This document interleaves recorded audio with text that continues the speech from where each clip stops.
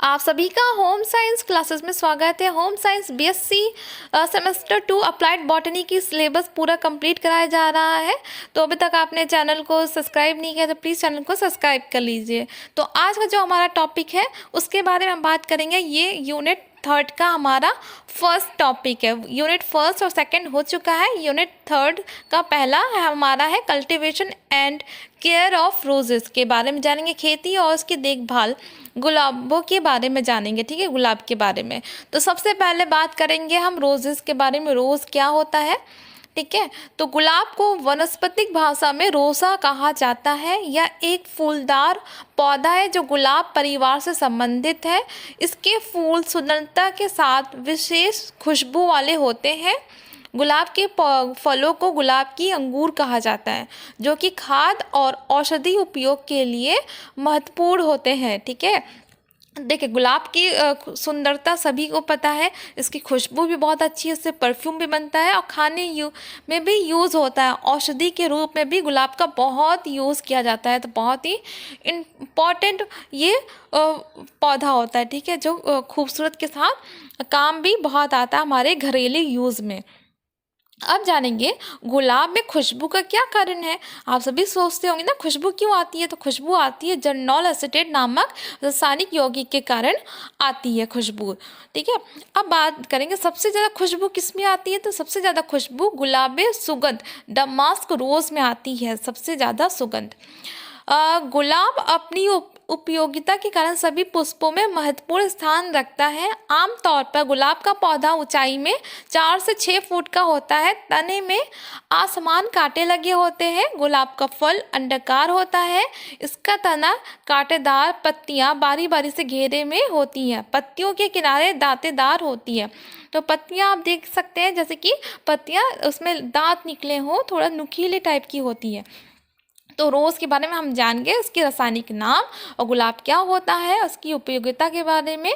ठीक है, तो अब इसके बारे में और आगे बात करते हैं इसके प्रकार के बारे में। तो सबसे पहले बात करेंगे हाइब्रिड तीज वर्ग।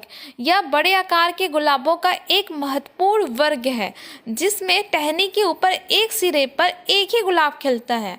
इस वर्ग की भारतीय किस्में हैं डॉक्टर होमी भाभा, चितवन, गुलजार, मिलिंद, मरनाली, नूरजहां आदि। तो आप मार्केट में देखते होंगे ना, तो एक डंडी में एक गुलाब खिला होता है। इसी किस्म को कहा जाता है हाइब्रिड तीज वर्ग। ठीक है, ये आमतौर पर मार्केट में बहुत मिलता है, जिसमें एक ही गुलाब खिला होता है। बहुत ही देखने में आकर्षक लगता है, बहुत खूबसूरत लगता है। फिर इसके दूसरे टाइप के बारे में बात करेंगे। दूसरा टाइप है फ्लोरीबंडा वर्ग। इसके फूल अपेक्षाकृत छोटे किंतु गुच्छों में खिलते हैं। इसकी मुख्य किस्में हैं दिल्ली, प्रिंसेस, बंजारन, करिश्मा, चंद्रमा, चितचोर, दीपिका। तो गुच्छों में खिलता है, एक ही डाल में कई फूल खिले होते हैं। ऐसा लगता है पूरा गुच्छा गुलदस्ता बना हुआ होता है इस फूल का। बहुत देखने में अच्छा लगता है, अच्छी होते हैं ये ग्रैंडीफ्लोरा। तो इसमें क्या है, ये उस टाइप के फूल होते हैं। गुलदानों में इस वर्ग के फूलों को अधिक पसंद किया जाता है। बड़े स्तर पर खेती के लिए इस वर्ग का अधिक उपयोग किया जाता है। इसके गोल्ड सॉफ्ट, मांटेजुआ, क्वीन एलिजाबेथ इस वर्ग की प्रचलित किस्म है। तो ये खेती के पर्पस से इसका यूज़ ज़्यादा होता है और घरों में गुलदस्तों में यही फूल का यूज़ किया जाता है। ठीक है, बड़े तौर पर इसका खेती की जाती है। तो इससे जो किस्में हैं वो भी आपको पता होना चाहिए। ठीक है, अब बात करेंगे हम चौथे। ठीक है, जो टाइप्स 4 होते हैं वो कौन सा होता है गुलाब, तो उसके बारे में जानते हैं। जहाँ भी कुछ समझ में ना आए तो आप लोग कमेंट करके पूछ सकते हैं। और अभी तक आपने चैनल को सब्सक्राइब नहीं किया तो प्लीज़ सब्सक्राइब करें। अगर ऐसे ही आप देखना चाहते हैं पूरा सिलेबस तो प्लीज़ चैनल को सब्सक्राइब कर लीजिए। ठीक है, तो आगे बढ़ते हैं। ठीक है, देखते हैं इसका चौथा टाइप कौन सा है। इसके अंतर्गत चौथा जो है वह मिनिएचर वर्ग। इस पौधे जो पत्तियाँ और फूल सभी छोटे होते हैं। पौधे जो कलामों द्वारा उगाए जाते हैं, जो कलम किए जाते हैं। इसकी जो प्रजातियाँ हैं कुछ baby darling, baby gold star आदि इस प्रकार की लोकप्रिय किस्में। ये ज़्यादातर घर में उगाए जाते हैं, बहुत छोटे छोटे होते हैं फूल और इसकी पत्तियाँ भी छोटी होती हैं। ये घर की सजावट के लिए उगाए जाते हैं, खेती इसकी नहीं होती है। ये घर के लॉन गार्डन्स में उगाए जाते हैं। ठीक है, ये बहुत ही अच्छे किस्म के होते हैं, खूबसूरत लगते हैं। छोटे छोटे गुलाब नेचर वर्ग के अंतर्गत आते हैं। अब फिर नेक्स्ट अब बात करेंगे हम इसमें, ये हमारा टाइप्स पूरा हो गया कंप्लीट। ठीक है, अब नेक्स्ट जो हम बात करेंगे वो कल्टीवेशन के बारे में बात करेंगे। ठीक है, कि गुलाबों की जो खेती होती है वो कैसे होती है, क्या क्या ध्यान देना चाहिए, उसकी मिट्टी, सभी चीज़ों के बारे में बात करेंगे। तो चले आगे देखते हैं टाइप्स के बाद। अब जानेंगे हम इसके कल्टीवेशन के बारे में। तो इसमें सबसे पहला जो पॉइंट आता है मिट्टी। गुलाब की खेती हेतु दोमट मिट्टी अथवा अधिक कार्बनिक पदार्थ वाली मिट्टी होनी चाहिए, जिसका पीएच मान होना चाहिए 5.3 से 6.5 तक उपयुक्त माना जाता है। पीएच इस टाइप में ही रहना चाहिए। अब प्रकाश की बात करें तो गुलाब की खेती उत्तर एवं दक्षिण भारत के मैदानी एवं पहाड़ी क्षेत्रों में जाड़े के दिनों में की जाती है।